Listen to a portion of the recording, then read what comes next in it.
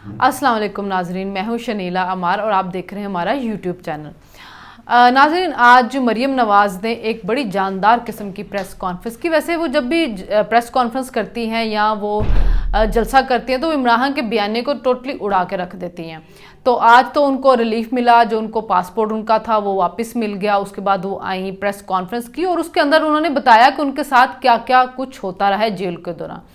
कल मोहित पीरज़ादा को इंटरव्यू देते हुए इमरान खान ने ये बात कही कि मरियम नवाज़, हमारे माशरे में इस्लाम के अंदर खातून को इज़्ज़त दी जाती है तो इस वजह से मरियम नवाज़ जो है उसको इज़्ज़त मिले, वरना वो जेल के अंदर होती। अच्छा, उन्होंने उसके ऊपर बड़ा अच्छा जवाब दिया। लेकिन कल मैं भी ये बात सोच रही थी कि मरियम नवाज़ को खातून होने की वजह से कौन सी कंसेशन मिली है। माँ उसकी बिस्तरे में मर्ग पे थी और वो बाप का हाथ पकड़ के आई और वो जेल के अंदर चलेगी। वो बाप से मिलने जेल आई तो नैब वाले उसको गिरफ्तार करके ले गए। वो नैब की हिरासत में थी कि जब वो उसके रातों को उसके कमरे में आके उसकी वीडियो बनाते थे। मरियम नवाज़ ने कहा कि मुझे अडयाला की कोट लखपत की डेथ जेल में रखा गया था, डेथ सेल में रखा गया था, तो मुझे क्या कंसेशन मिली? बाकी क्या मिली? जब वो नैब में पेशी के लिए आई, उसकी गाड़ी पे पथराव करके शीशा तोड़ा गया था, वो पेशियों पे पेशियां वो भुगतती रही थी, तो उसको खातून होने की वजह से क्या कंसेशन इमरान खान ने दी है? फिर इमरान का अपना रिकॉर्ड क्या खवातीन की इज्जत करने वाला। मरियम नवाज के बारे में उसने किस किस किस्म की जुबान इस्तेमाल की, बल्कि माजी से चलते हैं। क्या उन्होंने रिजर्व सीट पे आने वाली खवातीन के बारे में ये बात नहीं कही थी कि मुझे पता है ये कैसे मखसूस नशिस्तों पर वो इलेक्ट होके आती हैं? क्या उन्होंने मरियम नवाज के बारे में ये बात नहीं की थी, मरियम मेरा इतना जिक्र ना करोगे तुम्हारा मियाँ तुमसे नाराज ना हो जाए? फिर मरियम को कभी नानी कह के उसकी तजहीक उड़ाता था, कभी मरियम को शहजादी कह के उसकी तहजीक कर रहा होता था। फिर आशा गुलेलई का जो आया था सामने कि मुझे इमरान बेहुदा किस्म के मैसेज भेजा था। रेहाम खान की किताब आप पढ़ लें।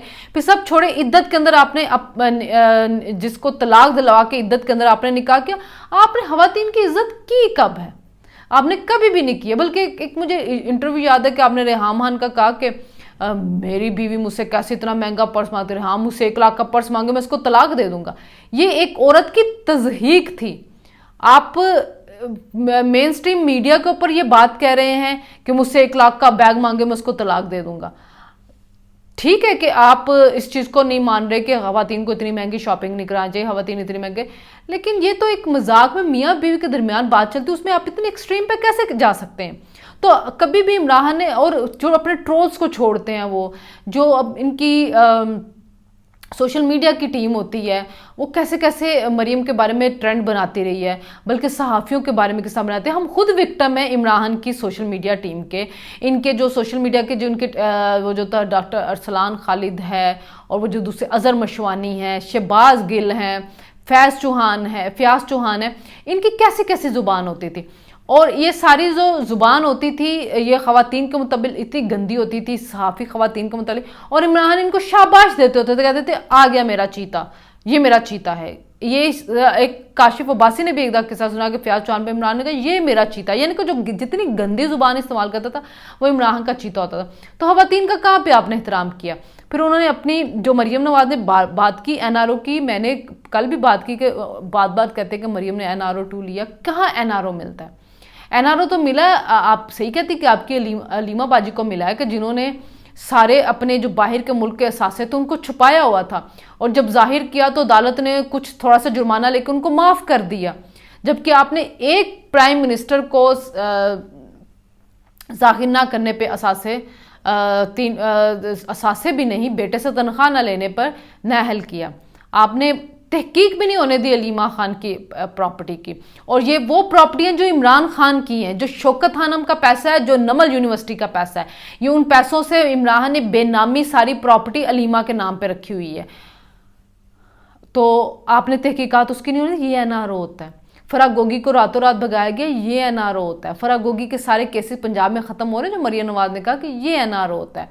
आपकी पिंकी पीरनी के जो कॉलें आई और उस 5 कैरेट की अंगूठी चाहिए, 3 कैरेट की नहीं चाहिए, और उस पर तहकीकात नहीं हो रही, ये NRO होता है। बशीर मेमन को कहा जाता था जबकि आप जाके सियासतदानों के खिलाफ मुकदमे चलाएं और आपको कोई कुछ नहीं कह रहा है, ये NRO होता है। नैब के चेयरमैन को आप ब्लैकमेल करके अपने मुखालिफिन के खिलाफ आप केसेस बनाते रहे, ये एनआरओ होता है जिसपे आप पकड़े नहीं जा रहे। ये क्या एनआरओ कि जो 7 साल पेशा भुगते रहे, जब उसकी नैब को कुछ नहीं मिला तो उसकी सजा खत्म होगी तो आप कह दें कि उसको एनआरओ मिल गया। ये एनआरओ नहीं होता है। सागडार का केस सबको पता है, कोई केस था ही नहीं, लेकिन विक्टिमाइज करना था, पॉलिटिकल विक्टिमाइज करना था, तो उसकी वजह से ये सारे जो थे केसेस जो थे वो बनाए गए थे उनके खिलाफ। सबको पता था अपने रिटर्न वो जमा करवा रहे हैं। तो मरियम नवाज़ ने आज बहुत खुल के उनके बारे में बात की है, और मरियम नवाज़ ने ये भी अपनी हुकूमत के बारे में भी कहा कि मैं मुतमिन नहीं हूँ। सही बात है कि ज़ाहिर है इस वक्त गरीब बंदा परेशान है, बिजली के बिल बढ़े हुए हैं, पेट्रोल बढ़ी हुई है, डॉलर की वजह बढ़ने से महंगाई हुई हुई है और लोग परेशान तो हैं। तो मरियम नवाज तो चाहती है ज़ाहिर है गरीब और इनका हैवी मिडिल क्लास और गरीब तबका जो है वो उनका वोटर है, तो उनको रिलीफ देना चाहती है इस सुनने का हुकूमत की। लेकिन जाहिर है कारकर्दगी आगे जाके आहिस्ता आहिस्ता जो है वो बेहतर होनी शुरू हो जाएगी। अभी तो जाहिर इब्तदा है, 4 सालों का गंद है, वो इतनी जल्दी साफ़ तो नहीं होगा। अभी सागडाल साहब आए हैं तो रुपया दिन ब दिन स्ट्रेंथन हो रहा है। अभी तक रुपए की वैल्यू ऊपर नहीं गई बल्कि नीचे ही, रुपए की वैल्यू ऊपर जा रही है और डॉलर की नीचे आ रही है, तो अभी तक रुपए की वैल्यू नीचे नहीं गई है। तो अब देखते ये हैं कि अगर ये कंटिन्यू करता है यही इसी तरह ट्रेंड, तो आगे जाके फिर बिजली के बिलों में मज़ीद रिलीफ मिलेगा, पेट्रोल में मज़ीद रिलीफ मिलेगा। तो उम्मीद है कि उससे महंगाई जो उसकी कमी भी होगी। और फिर न्यूट्रल का जो था, मरीम नवाज ने सही कहा कि जब तक आपके साथ थे, देखिए 2018 का इलेक्शन मैनेज करके दिया गया, जनरल पाशा जनरल ज़हीरुल इस्लाम ने ये जो थी पार्टी इसको खड़ा किया। 2011 का जो लाहौर का जलसा था वो एजेंसियों ने करवाया था, इमरान खान को तैयार किया गया, सारा मीडिया इसके लिए ख़रीदा गया, मीडिया को मैनेज किया गया। एक इमरान खान को लाने के लिए सारा मीडिया मैनेज हुआ, केसेस मैनेज हुए नवाज शरीफ के खिलाफ, और इमरान खान को हर तरह पे रिलीफ दी गई। तो जो कहते थे ना कि मैंने कोई भी बिल पास करवाना होता था, मैंने इत्तेहादियों के साथ कोई मामला तय करने होते तो एजेंसियाँ मेरे बंदे जो थे वो मेरे लिए मैनेज करके लाती थी। फिर आप जनरल बाजवा की तारीफ कर रहे होते थे कि जी जनरल बाजवा जो हैं वो सबसे अच्छे न्यूट्रल अभी तक के तो वो आए हैं। तो अब जब वो न्यूट्रल वाकई हो गए हैं, जब वो कह रहे हैं कि हम अपने हलफ के मुताबिक अब हमने मुदाखलत नहीं करनी इस सियासत के अंदर, तो फिर आप उनको कह रहे हैं कि जी कौम आपको माफ़ नहीं करेगी। कौम तो आप खुश है कि कम से कम वो अपनी ड्यूटी अंजाम देंगे, वो सियासी मामलात में नहीं पड़ेंगे जिसमें आपने उनको धकेला। आप कह रहे थे कि जी एजेंसियों का काम नहीं पॉलिटिकल इंजीनियरिंग करने, तो खान साहब ये इंजीनियरिंग होती किसके लिए रही है? आपके लिए होती रही है।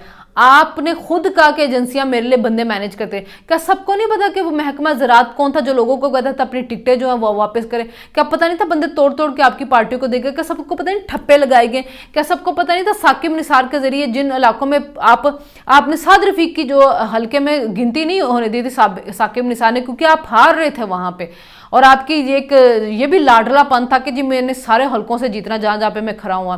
फिर आपको सबको पता है कि वो जो मुस्तरद वोट थे वो क्यों इतने ज़्यादा हो गए थे कि नवाज लीग के ज़्यादा डबल ठप्पे लगाए गए थे, और शाहिद हकान अब्बासी की गिनती दोबारा नहीं होने देगी। तो ये माजी बहुत दूर की बातें नहीं है, ये माजी करीब की बातें हैं। और माजी करीब की जो होती है ना, लोगों की यादाश्त, पाकिस्तानी कुछ लोगों की यादाश्त है ख़राब, लेकिन हमारी इतनी यादाश्तें ख़राब नहीं है। सबको पता है कि क्या होता रहा इस मुल्क के अंदर। क्यों नहीं आप जनरल फैज़ जो थे उनका आप तबादला होने दे रहे थे ISI के चीफ के तौर पे? आप खुद कहते थे वो मुझे पता था दिसंबर मुश्किल, क्योंकि आपको पता चलना शुरू करता तहरीक अदम एतमाद आ रही है और आपने कंट्रोल करना था उनके जरिए। और मरियम नवाज ने आज कहा है ना कि जनूबी पंजाब किनको कहती है? आप सबको पता है कि वो जनरल फैज़ के बारे में कहते हैं कि जो बहावलपुर के किसी के लाडले होंगे, हमारे लाडले नहीं हैं। और अदर मिनुल्लाह साहब के भी उन्होंने सही कहा कि देखिए जज ज़ेबा, अब फिर ख़वातीन के एहतराम की बात की, जज ज़ेबा को उन्होंने कहते हो ज़ेबा जज मैं तुम्हें छोड़ूंगा नहीं, तुम्हारे खिलाफ भी कार्रवाई करेंगे, तुम्हें शर्म नहीं आती कि तुमने उसका रिमांड दे दिया। मतलब ये एक खातून के बारे में जलसे के अंदर उसको ललकार के। फिर अदलिया से वैसे पूछना तो ये चाहिए कि इसका मतलब है कि आपने आज सबको इख्तियार दे दिया है कि तुम भी जज की बेइज्जती करो, तुम भी करो, तुम भी करो, तुम भी करो, और फिर आके अब माफ़ी मांग लो। अगर आपने इमरान खान के लिए पैमाना सेट किया है तो फिर आपको सबके लिए पैमाना सेट करना पड़ेगा। और दूसरी बात है कि सिर्फ जज की इज्जत है, ये वो जो पुलिस वालों को ललकारता है, उनको फेंटे लगाने की बात करता है, उनकी कोई इज्जत नहीं है, उन पर कोई बात नहीं हो सकती। आप अपनी ही जुडिशरी को प्रोटेक्ट करें, लेकिन आप बाकी लोगों की भी तो प्रोटेक्शन का वो करें।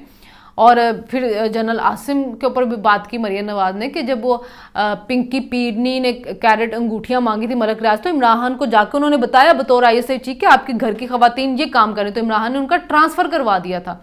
ये है करप्शन का नारा लगा के इक़्तिदार में आने वाले का असल चेहरा। तो अब वो दोबारा से इस्लामाबाद पे चढ़ाई करना चाहते हैं, जी हम आएंगे, हम इनकलाब ला रहे हैं, 1947 में आपको हकीकी आज़ादी नहीं मिली थी, अब इमरान हकीकी आज़ादी दिलाएगा आपको अमेरिका से, जिसका कहता था नाम नहीं लेना, लॉबिंग फर्म हायर की है उसके साथ ताल्लुकात अच्छे बनाने के। तो उस अमेरिका से जो आज़ादी दिलाने के लिए वो आ रहे हैं, तो उसके लिए हुकूमत ने भी तैयारी कर ली है। एक तो इस्लामाबाद को उन्होंने वैसे ही फ़ौज के हवाले कर देना है, 30,000 नफरी वो एक्स्ट्रा भी मंगवा रहे हैं, और मेरे ख्याल में इतने इमरान के बंदे नहीं होंगे जितनी रियाना सनाउल्लाह तैयारी करें। पिछली दफ़ा भी यही हुआ था, उतने बंदे नहीं थे जितने रियाना सनाउल्लाह तैयारी कर ली और फिर इमरान को भागना पड़ा। तो ये इनका आखिरी वार ही होगा, क्योंकि वो रोकने तो एक तैनाती आ रहे हैं, और ये आखिरी बार नाकाम हो, तैनाती हो जाएगी तो फिर इमरान बैठ जाएंगे। अभी परवेज़ इलाही भी हैं लंदन के अंदर, अब चहमगोइयाँ ही हो रही हैं कि क्या होना है क्या नहीं होना है। लेकिन पंजाब जो है वो देखें कब तक खान के साथ रहता है, खान के हाथ के अंदर रहता है। KPK के हालात तो बहुत ख़राब, वहाँ पे साजिशें करें लेकिन उनकी साजिशें एक्सपोज आ जाती है। तो इमरान जो है वो अपनी चढ़ाई की, इंतशार की आखिरी इनिंग खेल रहे हैं। देखते हैं कि इसमें कामयाब होते हैं कि नहीं। तो आप हमारे चैनल को सब्सक्राइब कीजिएगा, लाइक कीजिएगा, कमेंट कीजिएगा। अल्लाह हाफ़िज़।